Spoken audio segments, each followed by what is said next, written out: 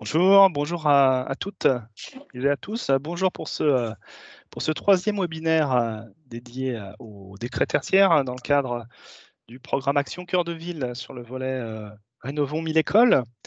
Bienvenue à tout le monde. J'espère que vous êtes bien réveillés, que vous êtes bien installés, que vous avez votre thé ou votre café et que vous êtes prêts à passer une heure avec nous pour aller au bout des connaissances sur le dispositif éco-énergie tertiaire. Donc, troisième et dernier webinaire pour le moment. Il y en a eu deux précédents. Un premier le 9 novembre, toujours le mardi, qui vous présentait les grands enjeux de la réglementation tertiaire. Un second qui s'est tenu le 16 novembre, donc mardi dernier, sur la mécanique du décret tertiaire en tant que tel, les critères d'éligibilité, notamment les modalités de calcul des objectifs en relatif, en absolu, si vous vous souvenez. Et puis, nous arrivons à ce troisième et dernier webinaire dédié à la plateforme Opera, la plateforme qui permet de saisir et de remonter les données pour le suivi des réductions des consommations énergétiques. Nous sommes aujourd'hui avec Pierre Beleg de la Banque des Territoires, avec Sylvie qui est présente, Sylvie Muret-Infra, ainsi que Sydney Comben qui sont de Sobre Énergie et qui vont vous présenter l'ensemble du dispositif, notamment sur le plan technique. Merci à vous d'être présents. Et donc moi-même, Sébastien Louz, aussi de la Banque des Territoires. Écoutez, voilà, merci. Là, on peut voir les trois séquences. J'espère que vous en profiterez bien. N'hésitez pas pendant tout le fil, comme vous l'invite Pierre, à poser des questions. Et puis, effectivement, je n'ai pas résisté à l'intégration de ce petit dessin là qui vient du moniteur, qui résume un petit peu, sur le trait de l'humour, la complexité du dispositif et de la plateforme Opera. Donc voilà, commencer la journée en souriant, c'est toujours pas mal. Donc écoutez, je vous laisse la main, Sylvie, Sydney, vous pouvez donc démarrer cette séquence. On se retrouve à la fin pour faire un petit point. Bonjour à tous, merci Sébastien. En effet, le petit trait d'humour est intéressant et il est fort à parier que ce petit trait va faire des petits, tellement il est difficile, quelquefois presque abscon, de déclarer sur Opérat, mais ne vous inquiétez pas, avec Sydney, qui est Data Manager chez Sobre Énergie, nous allons tout vous dire sur Opéra, tout. Et puis, si vous aviez des questions annexes, n'hésitez pas à les poser au cours de la conversation ou à la fin du webinaire. On sera ravis d'y répondre. Et puis, si les questions vous venaient après le webinaire, vous aurez mon adresse email à la fin de la présentation. Donc, c'est des éléments assez techniques. Donc, c'est normal qu'il y ait des questions. Avec moi ce matin, Ciné, pour présenter donc le dispositif et les objectifs, le calendrier du déploiement, les étapes de la déclaration et les tableaux de données. Pour ceux qui ont assisté au précédent webinaire, il y a quelques répétitions, mais c'est toujours des répétitions et approfondissements, puisqu'en effet, le but, c'était qu'on puisse annoncer dans le contexte du décret tertiaire Opérat. Et puis, aujourd'hui, c'est vraiment l'approfondissement de ces différents sujets. Nous évoquerons ensuite la méthodologie et comment fiabiliser et gérer les données, et puis communiquer avec Opérat, parce que le but dans cette affaire, c'est aussi communiquer et engager à la fois les parties prenantes et les autres acteurs de votre territoire. Siné, je te laisse la main pour commencer ces présentations. Ok. Merci Sylvie, bonjour à toutes et merci d'être tous et tous et merci d'être là. Je vais commencer d'abord sur les objectifs de ce dispositif. Alors, Opérat, c'est donc la plateforme dédiée au dispositif réglementaire éco-énergie tertiaire. Elle a principalement trois rôles. Tout d'abord, un rôle de support pour suivre les obligations du décret. Quand on parle d'obligations, on fait référence aux obligations de déclaration annuelle et obligations d'atteinte des objectifs. Le deuxième rôle, c'est un rôle de centralisateur des données, bâtimentaire, consommation, programme de travaux et suivi d'action. Et le dernier rôle, c'est un rôle d'outil, tout d'abord de calcul et de vérification de l'atteinte des objectifs réglementaires, Et dans un second temps, c'est un outil aussi de valorisation et de diffusion des données collectées lors de la déclaration. Donc, il faut savoir, pour accompagner le calendrier législatif du décret tertiaire, Opérate a son propre calendrier de déploiement. Donc, réglementairement, il n'impose rien, mais il permet d'anticiper certaines phases du projet. Donc, ce qu'il y a à savoir, c'est que dès aujourd'hui, il y a la possibilité de créer les comptes d'assujettis. Donc, et les paramètres associés, donc ça va être le sirène et un peu la structure de votre parc, en tout cas la structure juridique avec le sirène, les sirettes. Ensuite, dès décembre, il sera possible de déclarer tout type de compte. Je reviendrai plus tard sur les types de comptes qu'il est possible qui sera possible de créer. En décembre, il sera possible aussi de déclarer tout votre patrimoine, hein, donc les sites, les bâtiments et les données associées, et de déclarer les consommations annuelles, donc soit via l'interface machine, soit par un import en masse. Donc, il sera également possible de récolter les données via les gestionnaires de réseaux de distribution. Donc, ce sera que complémentaire, hein. Les données distributeurs, hein, à elles seules, elles ne suffisent pas. Donc, il faudra collecter les données de consommation via d'autres sources. J'en reviendrai plus tard. Dès avril 2022, il sera possible de sélectionner l'année de référence qui servira pour le calcul des objectifs qui seront réalisables aussi dès avril. Mais ça ne sera qu'en juillet qu'on pourra générer une attestation annuelle. De déclaration qui portera dessus donc les objectifs. Donc je viendrai en détail. On vous détaillera un peu ce que c'est que cette attestation et ce qu'elle comporte. En juillet, il sera possible aussi, la plateforme autorisera aux agents de l'État des fonctionnalités de contrôle. On viendra en détail là-dessus, mais c'est notamment des contrôles de cohérence et d'exhaustivité des différentes déclarations. Donc voilà, donc vous avez tous en tête l'échéance du 30 septembre 2022, hein, c'est la date limite de déclaration des consommations 2020-2021 et de l'année de référence et des données patrimoniales. Dernier déploiement de fonctionnalité, c'est janvier 2023.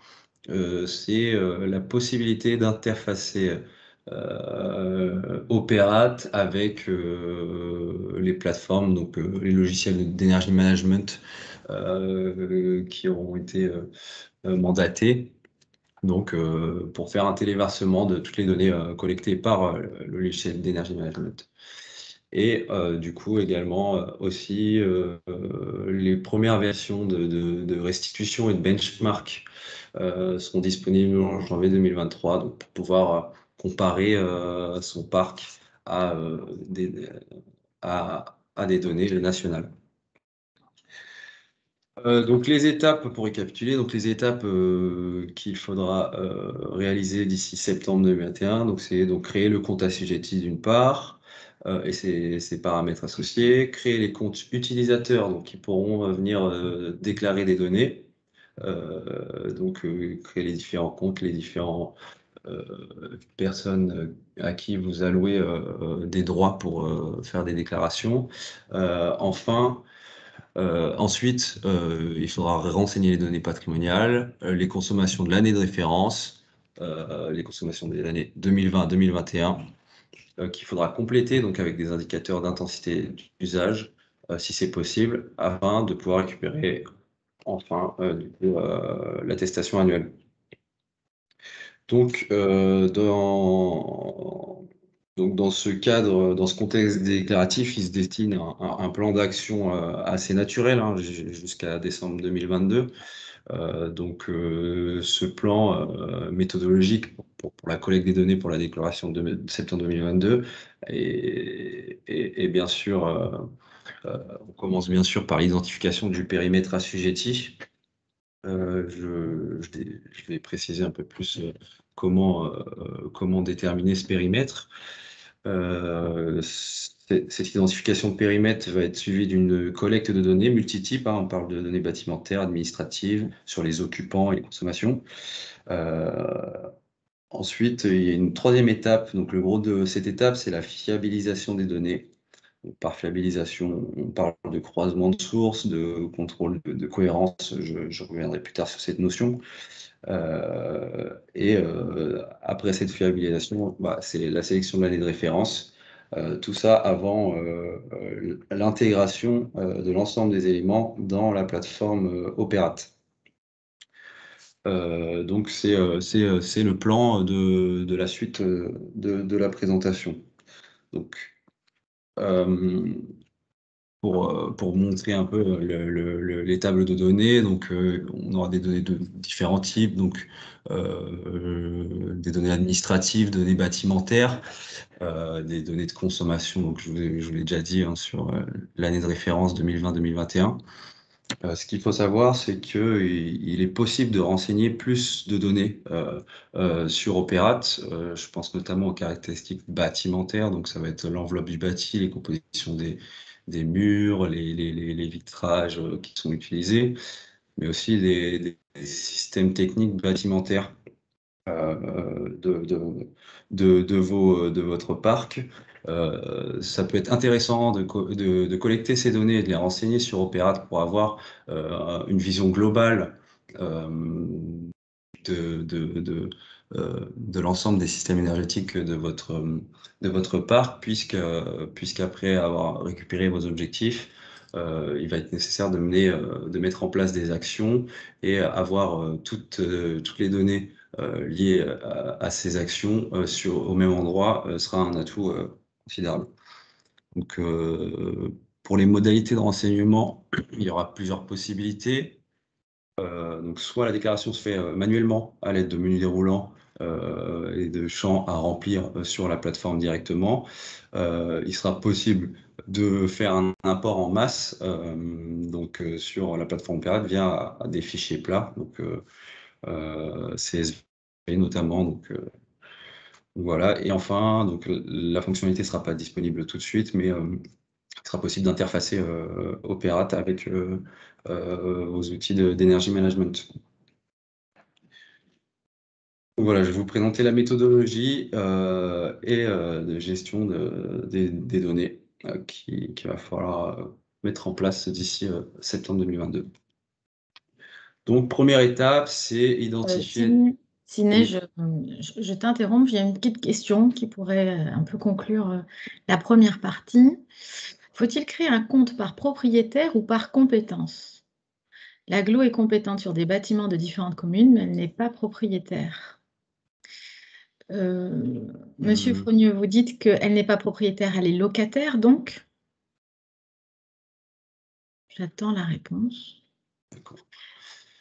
Peut-être des éléments auxquels tu répondras dans la suite sur que doit le propriétaire et que doit le locataire, c'est ça? Oui, exactement. L'agglo, dans ce cas-là, doit se créer un compte assujetti, effectivement, même si elle n'est que locataire dans les différents sites qu'elle occupe. Donc, doit se créer un compte assujetti et déclarer effectivement les surfaces qu'elle occupe. Le propriétaire doit le faire avant, puisqu'il doit déclarer les bâtiments.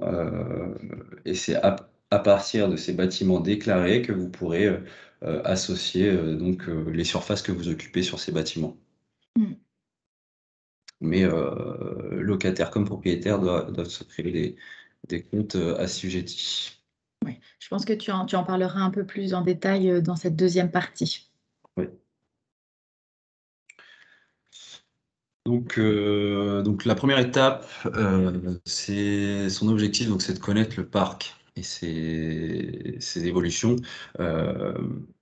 Donc pour commencer cette démarche de collecte des données, il faut d'abord savoir sur quel site on va faire cette démarche, donc identifier le périmètre assujetti. Il y a 3 cas d'assujettissement possibles.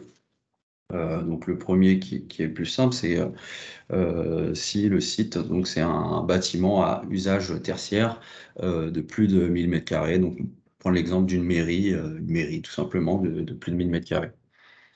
Le deuxième cas, donc c'est si le site ou la surface occupée est une partie d'un bâtiment qui est à usage mixte et qui héberge des activités tertiaires de plus de 1000 mètres carrés. Donc, on peut penser notamment à une usine qui a plus de 1000 mètres carrés de bureaux. Et enfin, troisième cas d'assujettissement. Donc, avant de parler de ce troisième cas, je vais rappeler la définition d'unité foncière. Donc, c'est un îlot d'un seul tenant, composé d'une ou plusieurs parcelles appartenant à un même propriétaire ou à la même indivision, donc au même groupe de propriétaires. Donc, le troisième cas, c'est un ensemble de bâtiments, donc sur une même unité foncière, dont les activités tertiaires sont supérieures à 1000 mètres carrés. Ce que je peux donner en exemple, c'est une école, donc avec une crèche et une cantine sur la même parcelle. Donc, selon les configurations et le niveau de connaissance de chacun des sites, il sera nécessaire de se rapprocher des propriétaires dans un cas et ou des locataires pour confirmer l'assujettissement et puis surtout définir les responsabilités. Ce qu'il faut savoir, c'est qu'il va falloir centraliser des données de sources multiples pour chaque étape de la déclaration. Je pense notamment aux données bâtimentaires. Toutes les données nécessaires à la déclaration ne vont pas se trouver au même endroit. Donc, il faudra sûrement solliciter, par exemple, les occupants ou bien des experts en interne. On sait très bien que les données peuvent être dans différents services dans une organisation. Donc, il faudra identifier qui détient la donnée, cartographier ça et ensuite établir un plan d'action. Pareil pour les données de consommation, on a les données distributeurs, mais il faudra sûrement compléter avec des données fournisseurs ou peut-être si vous avez des équipements de comptage sur votre parc, il faudra récolter ces données aussi pour assurer une exhaustivité, une complétude des données. Et, Sachant que ça se pose aussi, n'est-ce pas, Sidney, pour l'année de référence, puisqu'il faut Exactement. compiler un ensemble de données sur toute l'année quand on va choisir une année de référence. C'est déjà pas facile d'avoir toutes ces données de façon récente quand vous vous concentrez sur une année récente. Mais si vous avez choisi une année de référence un peu plus historique, eh bien, il faudra pouvoir interroger l'ensemble de ces acteurs sur les données qui vous compléteront l'année de référence. Exactement. Je pense notamment aussi au suivi des occupants. Il faudra donc les solliciter sur ces sites pour savoir, pour avoir des informations, notamment la nature de leur activité et puis surtout la date de fin d'occupation. Il faudra identifier les entrées-sorties. Absolument. Et- Une question, Sidney. Quelle plage de données Opéra, quelle plage de données est exigée par Opéra? Point 10 minutes, 30 minutes, mensuel, annuel?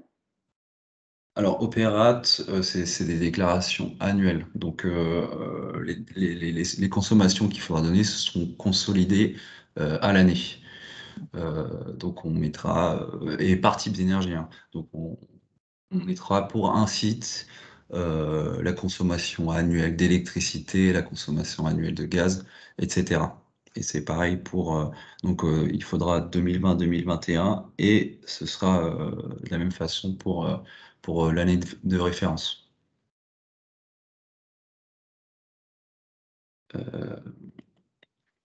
Après, pour faire des analyses plus fines, en tout cas de l'atteinte des objectifs, c'est vrai que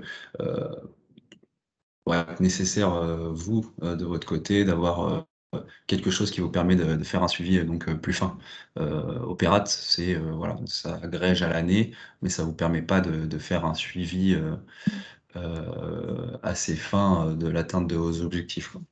Et tu mets le doigt sur une question qui avait été posée, je crois, au premier webinaire, qui disait: est-ce qu'on peut utiliser Opérate comme outil de pilotage? Et en fait, c'est vraiment là où on voit la différence entre un outil de pilotage et un outil de déclaration. C'est ça.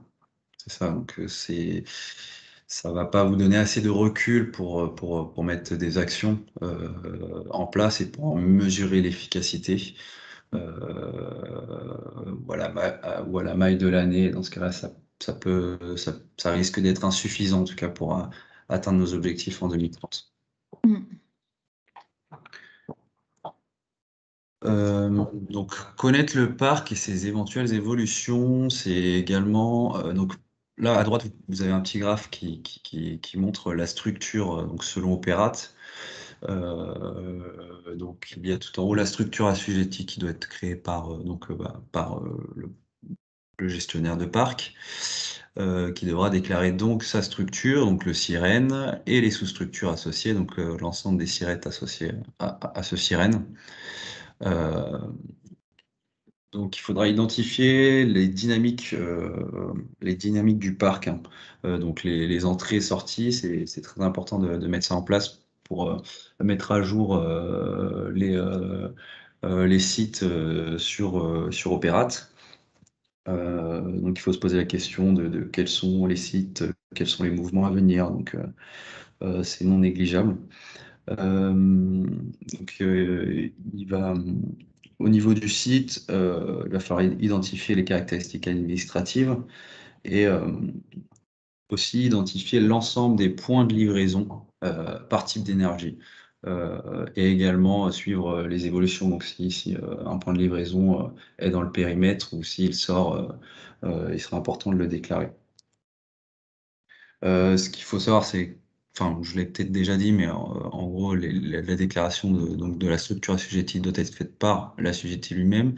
Mais vous voyez, les trois étages de la structure opérate d'en dessous peuvent être faits par un prestataire que vous nommerez.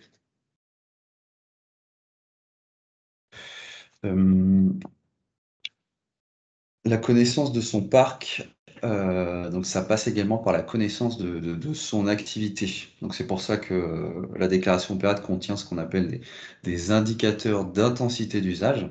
Donc ce sont des indicateurs qui permettent de mesurer le volume de l'activité qui génère les consommations. Ce qu'il faut savoir, que s'ils ne sont pas renseignés, hein, il y a des indicateurs dits étalons qui ont été établis déterminés par l'ADEME et qui seront utilisés par défaut. Donc, la prise en compte de ces étalons seuls, ils ne suffisent pas pour modéliser vos objectifs réels. C'est pour ça que c'est important de pouvoir les collecter, Et en plus de cela, ça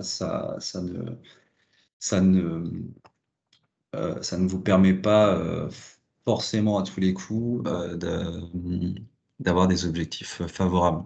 Je veux dire, avec des vrais indicateurs d'intensité d'usage, vous pourrez avoir des objectifs favorables à votre parc, à vos sites. Donc, ils servent principalement du coup à déterminer les objectifs, donc la consommation absolue, et à moduler la consommation de l'année de référence. Donc, vous pouvez voir à l'écran quelques exemples d'indicateurs d'intensité d'usage. Donc, amplitude horaire, taux d'occupation, température de consigne et surface par poste de travail sont autant d'indicateurs qui influent du coup sur les consommations d'un bâtiment.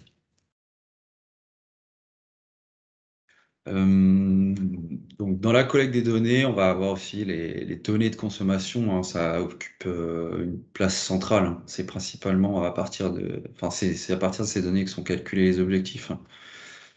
Donc, un des premiers objectifs, c'est de récupérer les historiques de données de vos différentes sources, historiques au plus ancien possible, hein, à partir de 2010, puisque Opérate n'accepte pas avant 2010, les données avant 2010. Donc, les différentes sources, c'est vos factures de fournisseurs d'énergie, donc actuelles, et si vous avez conservé donc les anciennes factures. Ça peut être un récapitulatif qui peut être demandé à vos gestionnaires de réseaux de distribution, hein, Enedis ou GRDF. Et enfin, ça peut également être en annexe de vos rapports annuels RSE, hein, si vous faites la déclaration annuelle par bâtiment ou par site, si ce sont des données qui sont exploitables, on peut effectivement les récupérer. En plus de ça, cette collecte de données de consommation, donc il y a d'une part l'historique qui va servir au choix de l'année de référence et à la déclaration 2020-2021 des consommations. Et en plus de ça, il faut se préparer, puisque la déclaration va être annuelle.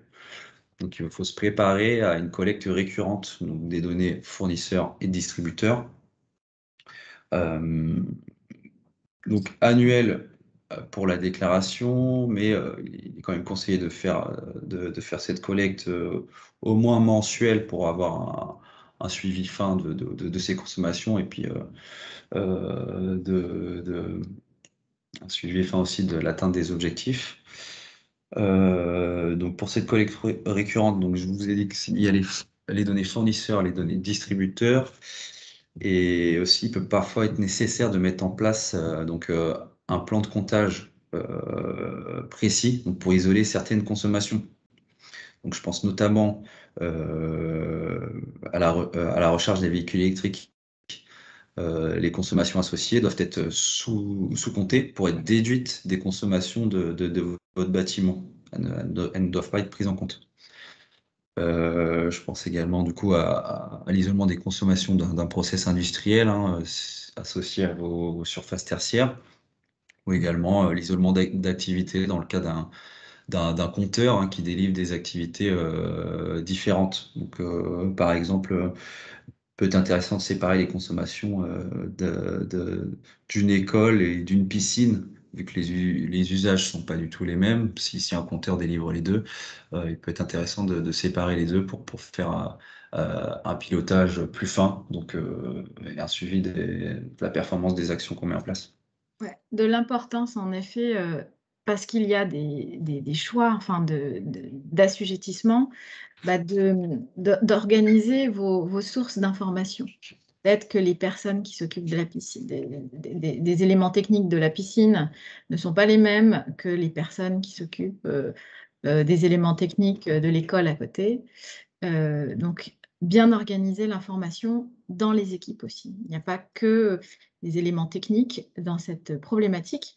Vous avez des éléments organisationnels à mettre en place et de façon récurrente, puisque là, vraiment, vous avez une récurrence annuelle. Et donc, il faut être bien attentif à cette organisation de l'information entre vos équipes techniques. Et ce n'est pas une mince affaire. Et non. Ouais. Donc voilà pour les données de consommation. Alors, Sidney, j'ai une petite question un peu technique. Est-ce qu'on peut séparer les consommations des serres communales? Je suppose les serres sont des serres agricoles, hein, je suppose, hein, des serres communales rattachées au bâtiment des services techniques.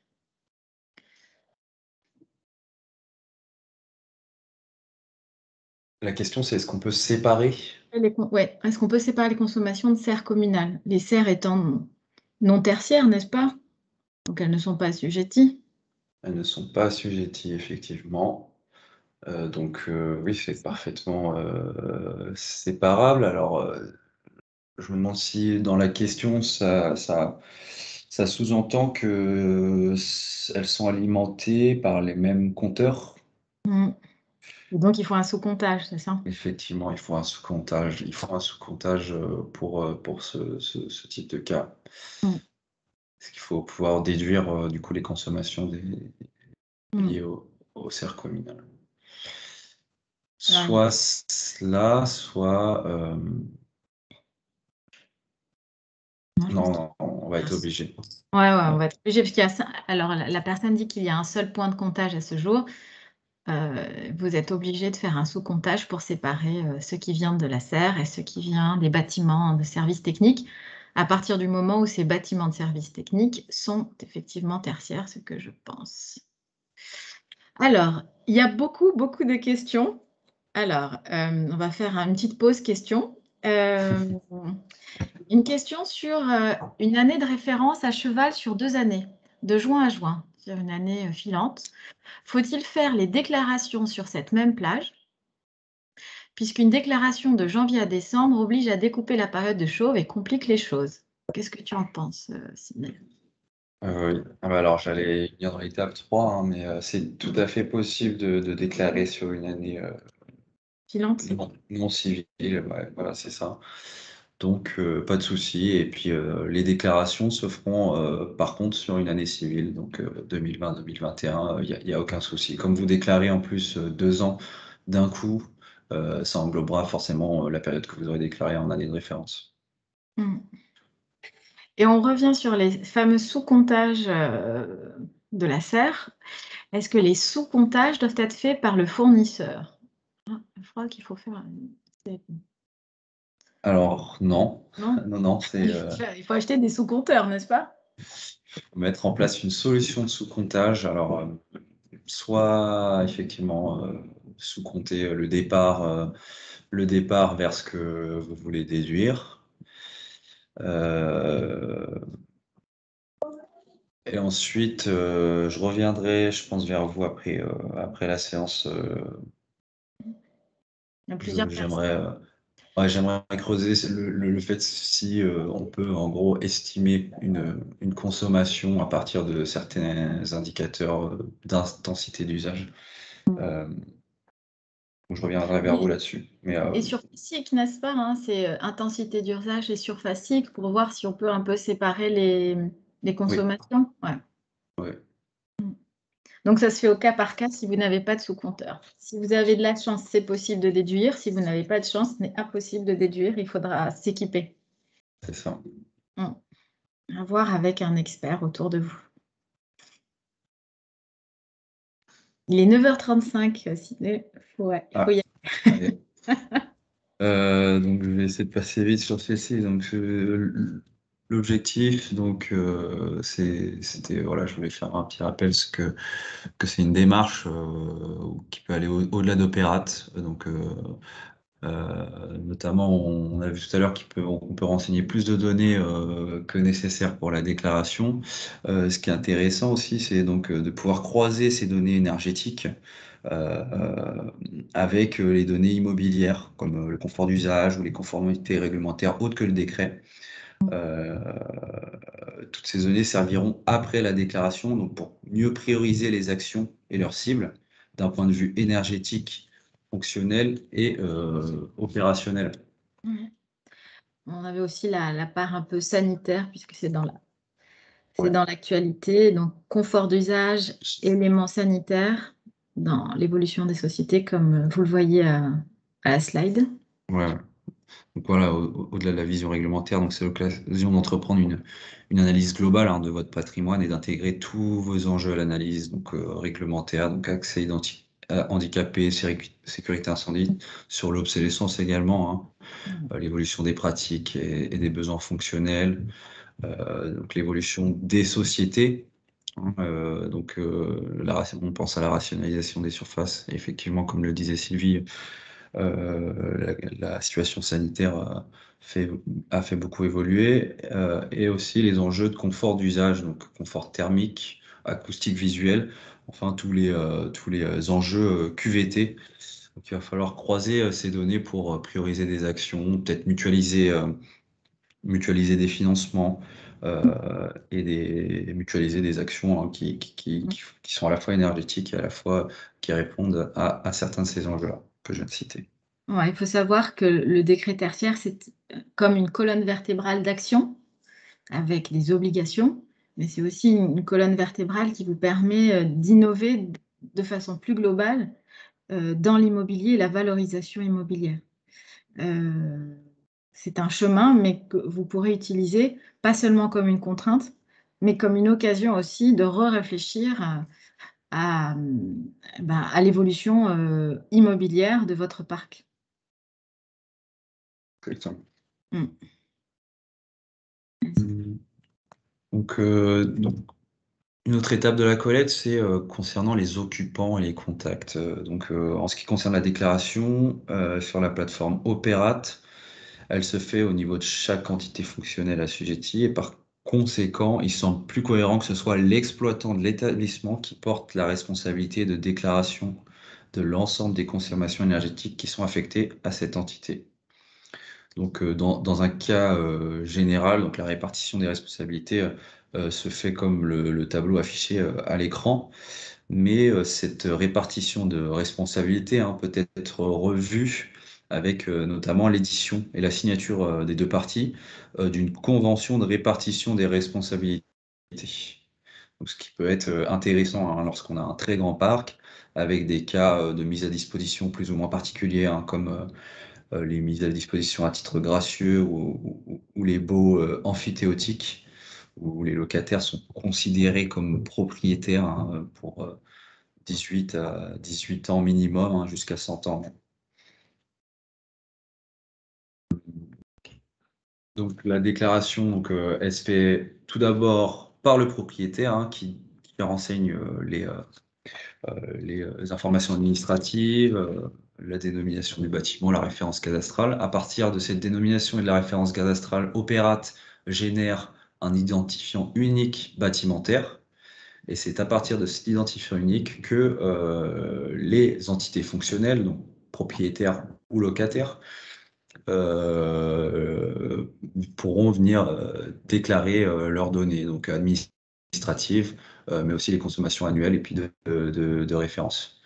Et ensuite, c'est Opérat qui fait l'agrégation des consommations à l'échelle du bâtiment, à partir du coup de cet identifiant unique bâtimentaire. Donc, c'est le propriétaire qui transmet cet identifiant aux différents exploitants.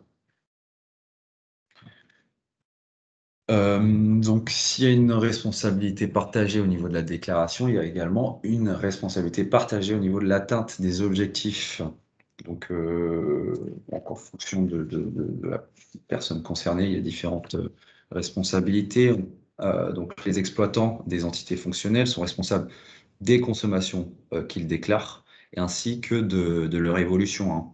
Et donc, il est garant de la bonne exploitation des équipements et des usages qu'il déclare. Donc, voilà, il y a le propriétaire qui a des responsabilités également, notamment sur la performance énergétique des locaux qu'il met à disposition, donc sur le bâtiment, et de la performance énergétique des systèmes techniques, donc de production, distribution d'énergie. Là, une troisième partie prenante, c'est les syndicats de copropriété ou les associations de copropriété qui prennent leur part au même titre que les exploitants, mais à la maille de la copropriété, et plutôt dans un rôle de chef d'orchestre, donc sensibilisateur et force de proposition dans la proposition dans les travaux d'amélioration. Donc, ce rôle est également bienvenu de la part du propriétaire d'être moteur dans cette démarche de performance énergétique. Sydney, une question sur le formalisme de la déclaration. Y a-t-il un formalisme particulier, des fiches CSV particulières? Oui. Euh, Oui, bien sûr. Alors, il y a un formalisme, il n'est pas encore arrêté. Il n'est pas encore arrêté. On en a quand même une bonne idée de cette forme, mais il sera mis à disposition. Donc, c'est annoncé avant le 31 décembre 2021. On aura un template d'import des données. Donc, on aura dedans tous les champs à remplir. À tout niveau de la structure imaginée par Opérat. D'accord. Le template n'est pas encore disponible, mais il est Non, annoncé pour décembre 2021. exactement. En même Tu temps, sais sous quelle forme? CSV ou CSV, c'est ça. CSV? Fichier CSV. D'accord. Et c'est un fichier que tu pourras remplir sur ta plateforme énergétique pour qu'elle l'envoie à Opérat ou directement sur Opérat ou les deux? Alors, il sera possible. Donc, ce fichier d'import, il pourra être généré via effectivement l'outil de management de l'énergie et il sera effectivement à déposer sur Opérat. avec toutes les données dedans. Opérate d'ailleurs génère, si jamais il y a des erreurs de déclaration, des erreurs de format, génère des fichiers de rejet avec les motifs associés, quoi. D'accord. Donc, si je résume, la plateforme de management énergétique génère automatiquement et dans le bon formalisme la déclaration pour Opérate. Une fois cette déclaration générée, elle est ensuite transférée à Opérate. Si le boulot a été fait, c'est bon. S'il y a des erreurs, Opérate fait un fichier de rejet et on peut refaire la déclaration. Exactement. Exactement. Et s'il n'y a pas de plateforme de management d'énergie, comment on pourra générer le template? Eh ben, la solution, c'est de le remplir du coup à la main au fur et à mesure et de multiplier je dirais les tentatives d'import sur Opérate. Jusqu'à temps que ça soit le bon formalisme. Juste à temps soit le bon formalisme, qui est l'ensemble des données, et, euh, et voilà. La template sera disponible sur le site de l'ADEME. Oui, il sera disponible sur le site de l'ADEME, Opérate.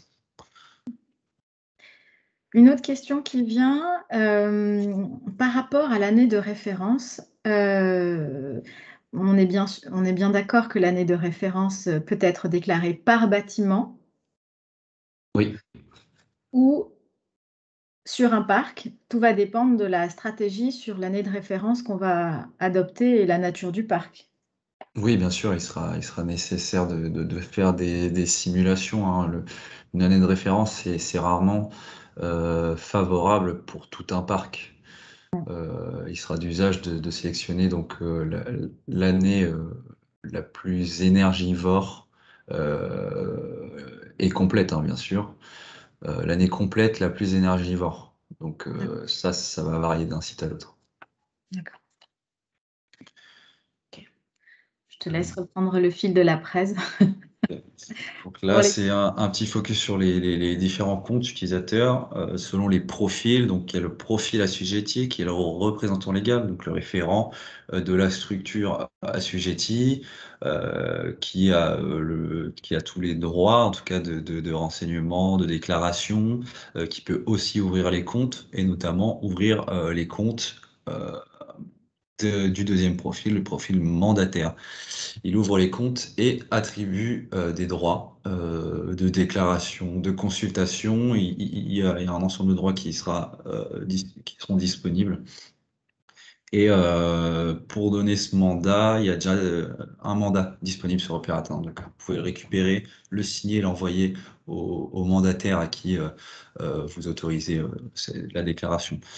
Il y a trois autres profils donc, qui ne qui ne seront pas des vôtres, mais qu'il est bien d'avoir en tête. Il y a les administrateurs de la base, donc ça c'est l'ADEME, hein, qui ont accès en lecture, en écriture, hein, ils en ont besoin pour calculer vos objectifs. Il y a le profil chargé de contrôle, donc c'est l'État, hein, qui fera les contrôles de déclaration, de cohérence, etc. Et à terme, des contrôles d'atteinte des objectifs.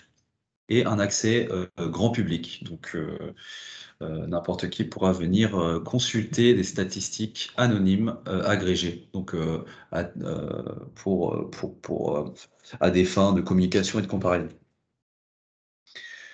Euh, donc voilà, les comptes, hein, il y a le compte propriétaire de la structure assujettie qui doit être fait absolument par le représentant légal, hein, c'est un gage minimum d'investissement. Il ne peut pas être créé par un prestataire et du coup un compte pour chaque entité fonctionnelle, donc propriétaire ou locataire, il doit y avoir un compte pour chacun. Il peut y avoir effectivement plusieurs comptes qui sont reliés à la même personne, mais il doit y avoir un compte pour chaque entité fonctionnelle. Et ces comptes, ils peuvent être créés soit à la main, soit par un import CSV, et d'ici janvier 2023, ils pourront être faits via un API, donc de façon automatique. Donc voilà. Donc la troisième étape, donc une fois qu'on a collecté toutes nos données bâtimentaires, données de consommation, on a identifié les occupants, les déclarants, etc. Il faut fiabiliser tout ce qu'on a, parce qu'on a beaucoup de données. Maintenant, qu'est-ce qu'on en fait? Comment on les exploite? Comment on les analyse? Donc il faut les fiabiliser. Euh, donc la fiabilisation, c'est notamment la comparaison de sources, l'étude de cohérence. En gros, la fiabilisation, c'est faire un contrôle sur trois caractéristiques. Donc l'exhaustivité, donc ça va être est-ce que mon périmètre est entièrement déclaré? Est-ce que tous mes sites sont présents? Y a-t-il des points de comptage euh, pour chacun de mes sites? Et ces 8 sont-ils présents? Tous les fluides sont-ils représentés? Deuxième caractéristique, c'est la complétude. Tous mes fluides sont là, ok, mais est-ce que ils sont représentés de façon complète? Me manque-t-il des factures? J'ai des trous de données, des trous de consommation sur les périodes que j'ai? Et enfin, un contrôle sur la cohérence. Donc là, c'est donc analyser les consommations et les mettre en face, par exemple, des indicateurs d'intensité d'usage. Est-ce que c'est corrélé? Est-ce que le profil de consommation de mon bâtiment est respecté? Donc, ce sont autant de questions qu'il va falloir se poser avant de faire une déclaration opérante, hein, puisque derrière, il y a des agents de l'État qui potentiellement feront le même travail et vous serez contrôlé et en cas d'erreur, vous serez également rappelé à l'ordre. Et enfin, mettre en forme, ça va être mettre en forme aussi, hein, la donnée, hein. Donc, une fois que ces données sont fiabilisées, bah, c'est là qu'on fait la sélection de l'année de référence, hein. Il faut absolument fiabiliser avant, hein. Donc, D'ailleurs, sur cette année de référence, il y a vraiment beaucoup, beaucoup de questions. Notamment, est-ce qu'on peut utiliser la même année de référence est-ce qu'on peut utiliser une année de référence selon les énergies? Je pense que la réponse est non. Non, non, non. J'étais pas sûre, mais je pensais que c'était bien non. Non, non, non, c'est vraiment une année de référence, c'est une période, c'est la même pour le site, hein, quelle que soit l'énergie qu'on déclare, c'est une période. Donc, on reprend techniquement les éléments pour l'année de référence. Donc, on a la même année de référence pour un parc, pour un bâtiment ou pour un ensemble de bâtiments selon la stratégie qu'on va adopter, n'est-ce pas? Exactement. Donc, pour ça, donc, ouais, il faut faire des simulations à l'échelle du site de préférence. Une simulation bah, qui va consister à calculer euh, au préalable les objectifs sur les différentes années par site et ensuite sélectionner bah, les années par site qui nous donnent des objectifs les plus favorables, hein, pour leur atteinte, quoi. Mm. Donc cette année de référence, elle sera modulée, hein, par les évolutions des usages, hein, et des surfaces d'activité. Elle doit être entre 2010 et 2020. Et si vous n'avez pas réussi à récupérer des historiques, l'année de référence sera automatiquement 2020. Donc, c'est-à-dire la première année pleine d'exploitation déclarée sur Opérat. Mm. Et comme je le disais tout à l'heure, ça peut être différente d'une année suivie, hein. Ça peut être de septembre à août ou de juin à juin, comme la question le suggérait. Il peut être intéressant également d'identifier donc les actions qui ont été engagées entre l'année de référence et 2020 et 2021, notamment pour pouvoir prioriser derrière les actions qui pourront être faites et pas avoir de doublons sur les actions à mener, quoi. Après cette étape de fiabilisation et de déclaration d'année de référence, et ben c'est la déclaration sur Opérat, hein. La particularité de cette déclaration, c'est ça concerne les consommations. Donc elle peut se faire sur un ou plusieurs lots sans ajustement préalable. Donc là, on parle sans correction climatique, sans conversion. Elle doit être faite par type d'énergie. Et donc, tous les types d'énergie doivent consommer la même période et doit contenir les consommations des parties communes au prorata de la surface occupée de l'entité fonctionnelle. Ce qui peut être bon à savoir aussi, c'est que les consommations de chauffage et de climatisation pourraient être estimées par Opérata si elles ne sont pas connues, à condition de bien renseigner les surfaces chauffées et les surfaces climatisées. Donc voilà. Donc voilà, un petit rappel de ce que sont les objectifs consommation de référence, donc consommation relative et absolue. Donc la consommation relative est, comme son nom l'indique, une consommation relative vis-à-vis de l'année de référence. Donc le calcul est plutôt simple, comme vous pouvez le voir à l'écran. Et la consommation absolue, donc c'est la somme des consommations de chauffage, ventilation, climatisation avec les consommations d'usage. Donc il sera nécessaire de faire au moins un des deux objectifs, de réaliser un des deux objectifs. Les consommations d'énergie doivent être déclarées en énergie primaire, me demande-t-on? Oui. Alors, il faudra déclarer ce que vos fournisseurs déclarent, en fait. Il n'y a pas de transformation à faire. Donc voilà, il faut déclarer ce que vos fournisseurs déclarent. Ok. Donc c'est plutôt du final en général. J'avais une question dans le fil.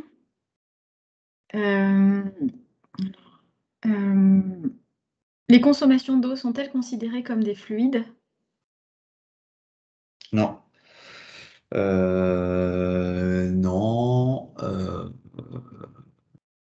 Non. Non, parce que ça n'aboutit pas à des kilowattheures. Par contre, les consommations pour leur distribution d'eau sont effectivement comptées, hein. Donc, les consommations pour les pompes que vous avez, mais pas la consommation d'eau. Sidney, il nous reste 5 minutes. Ouais. Vas-y. Donc voilà, On va conclure en fait. Vas-y. On l'avait vu, hein, les valeurs absolues, les valeurs relatives. Voilà. Vous aurez tout dans les slides que Pierre Belec vous enverra à l'issue des webinaires, notamment sur des exemples de calculs pour que vous orienter sur ces calculs-là. Très rapidement, communiquer avec Opérate, c'est d'abord la note éco-énergie tertiaire, on en a parlé. Déjà, savoir qu'il va falloir afficher les notes obtenues par Opérate. À partir du moment où vous allez faire vos déclarations, vous allez avoir un résultat des actions que vous avez menées par rapport à vos objectifs. Si vous avez atteint les objectifs d'une année sur l'autre, eh bien, vous avez les 3 feuilles. Et si vous n'avez pas atteint les objectifs d'une année sur l'autre, eh bien, les feuilles seront plus modestes jusqu'à la noire où vous n'aurez rien fait. Ces feuilles seront obligatoirement affichées dans vos établissements et il y aura des contrôles aléatoires à partir de 2031. Chaque déclaration ensuite vous permet une attestation numérique annuelle de déclaration, elle aussi qui devra être présentée lors des contrôles et qui vous permettent de partager avec l'ensemble de vos équipes des objectifs que vous allez devoir atteindre au cours de l'année. Qui sera de toute façon automatiquement recalculé à partir de vos consommations déclarées à chaque année. Donc cette attestation numérique est très importante à conserver, à partager, à commenter avec vos équipes. Et puis à convertir en CO2. Si vous ne le faites pas, donc le name and shame, comme vous êtes des territoires et des villes exemplaires, vous êtes exemplaires, donc vous avez ce devoir d'exemplarité. Donc vous devez faire. Le name and shame, c'est vraiment pour les gens qui ne font rien. Les amendes ne sont pas très élevées, mais le name and shame étant très élevé, voilà, ça compense. Et puis la note éco-énergie tertiaire, comme on vous l'a annoncé.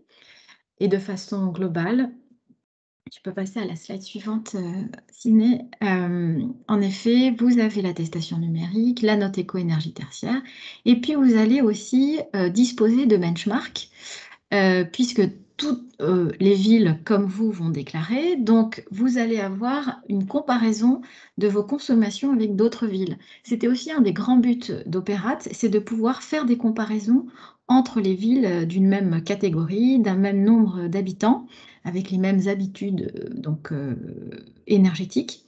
Et ça va vous montrer, eh bien, par ce benchmark où vous vous situez. Et ça peut orienter vos objectifs, ça peut identifier aussi des villes encore plus exemplaires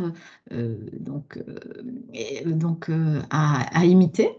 Peut-être que vous serez exemplaire et vous serez imité. Tout ça pour dire que ces benchmarks vont occasionner des possibilités de faire communauté. Parce que vous allez pouvoir comparer entre vous, voir les meilleures pratiques. Et il est fort à parier que l'ADEME va identifier les meilleures pratiques et les mettre en avant.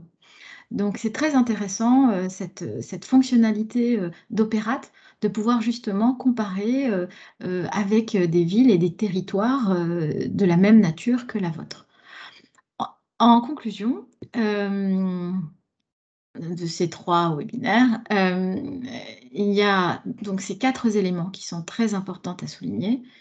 Les datas, donc comme on vient de le voir, pour être au rendez-vous d'Opérate, eh bien, il faut une gestion des datas au cordeau, pour fiabiliser, pour organiser d'abord les différentes sources, fiabiliser les datas et suivre un formalisme de déclaration, et pour suivre ensuite, à partir de ces datas, les évolutions.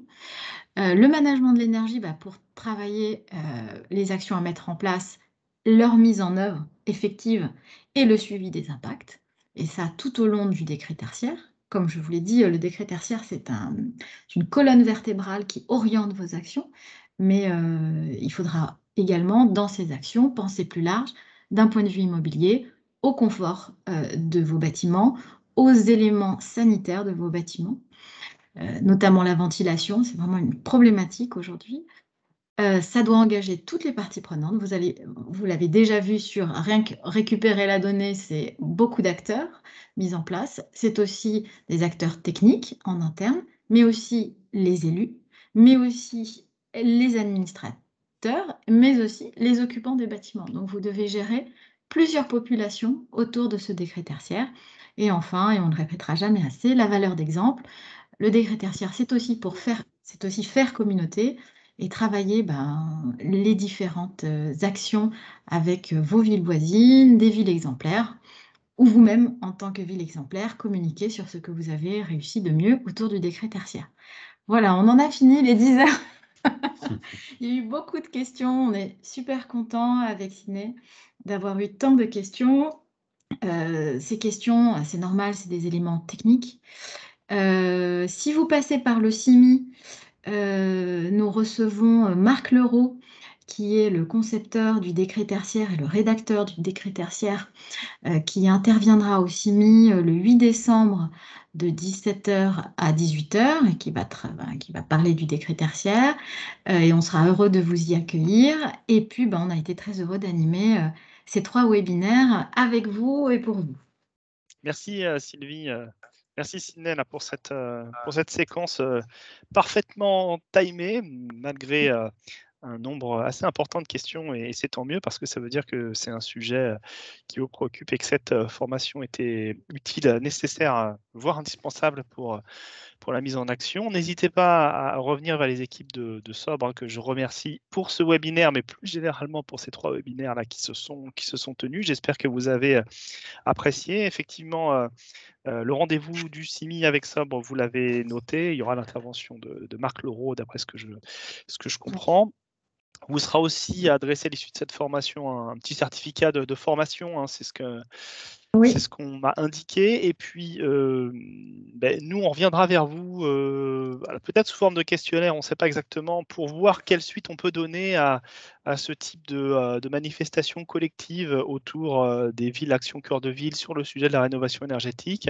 Si vous avez apprécié, ce qui nous semble être le cas, ces 3 webinaires, on se pose la question de l'organisation éventuellement d'une communauté, d'un fil de discussion.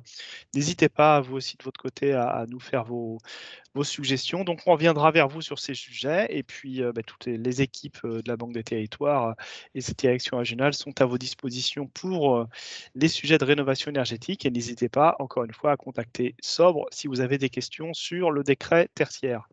Merci encore une fois à toutes et à tous. Je vous souhaite une bonne matinée, une bonne journée et peut-être donc à très bientôt. À très bientôt. Au revoir. Merci à tous. Au revoir. Merci à tous. Au revoir.